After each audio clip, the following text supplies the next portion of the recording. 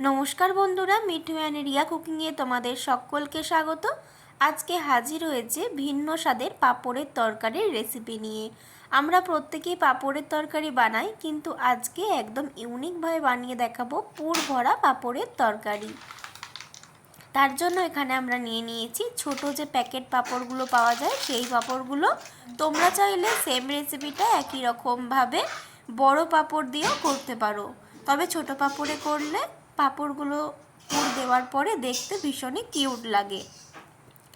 এবার একটা বাটির মধ্যে জল নিয়ে নিয়েছি, জলের মধ্যে একটা একটা করে পাঁপড় দিয়ে দেব। তোমরা যতগুলো পাঁপড় বানাতে চাও ঠিক ততগুলো পাঁপড় দেবে, তবে এটা একটু বেশি করেই দেবে, কেননা এই রেসিপিটা হওয়ার পর সবার কিন্তু ডিমান্ড থাকবে আরেকটু চাই আরেকটু চাই এই রকম।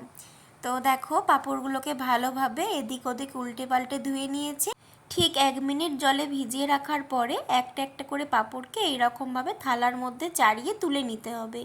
এতে পাঁপড়গুলো নরম হয়ে যাবে আর পুরটা দিতেও খুব সুবিধা হবে। সমস্ত পাঁপড়গুলো জল থেকে তুলে এই প্লেটটার মধ্যে চাড়িয়ে দিচ্ছি। এবার আমরা পাঁপড়ের ভিতরে দেওয়ার জন্য পুরটা তৈরি করে নেব।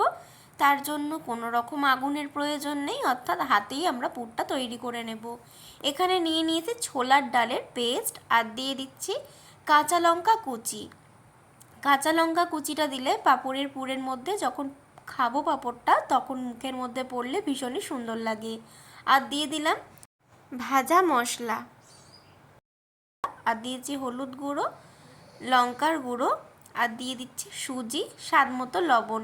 লঙ্কার গুঁড়োটা আমি এখানে রঙের জন্য ব্যবহার করেছি, অর্থাৎ কাশ্মীরি রেড চিলি পাউডার, আর ঝালের জন্য কাঁচা লঙ্কাটা ব্যবহার করেছি। এবার ভালোভাবে হাতের সাহায্যে একবার মিক্স করে নিতে হবে।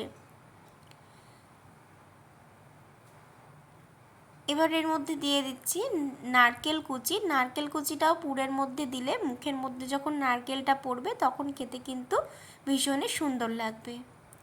এদিকে দেখো পাঁপড়ের গায়ে যে এক্সট্রা জলটা ছিল সেটাও কিন্তু শুকিয়ে গেছে, আর পাঁপড়গুলো কিন্তু সুন্দরভাবে রেডি হয়ে গেছে।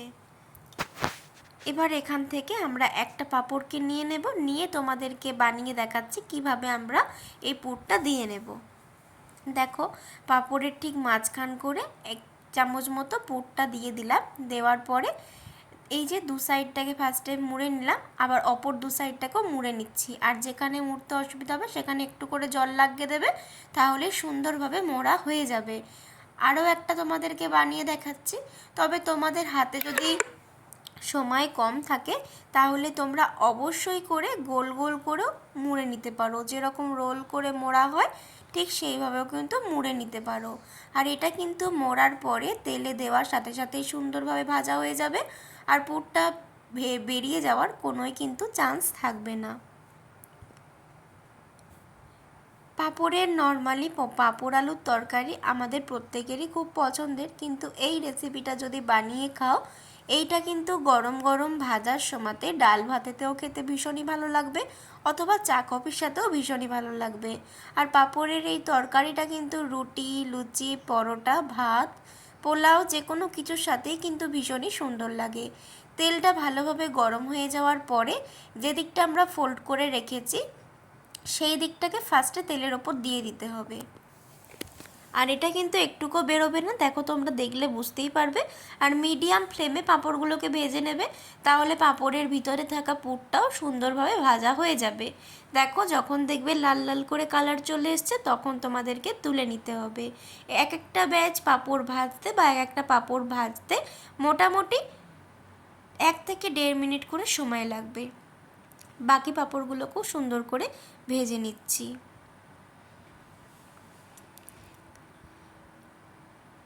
এইটা যেহেতু সম্পূর্ণ নিরামিষ একটা রেসিপি, তোমরা চাইলে যে কোনো নিরামিষের দিনে এটা বানিয়ে অবশ্যই খেতে পারো। এছাড়াও ভগবানকে ভোগ হিসেবে যারা গোপালের সেবা দাও তারাও কিন্তু গোপালকে সেবা দিতে পারো। সেক্ষেত্রে লঙ্কার পরিমাণটা একদম কম দেবে, আর কাঁচা লঙ্কাটা না ব্যবহার করাই ভালো। দেখো সুন্দর করে ওই পাঁপড়গুলোকেও ভেজে তুলে নিয়েছি। এবার একই রকমভাবে সমস্ত পাঁপড়গুলোকে ভেজে তুলে নিচ্ছি।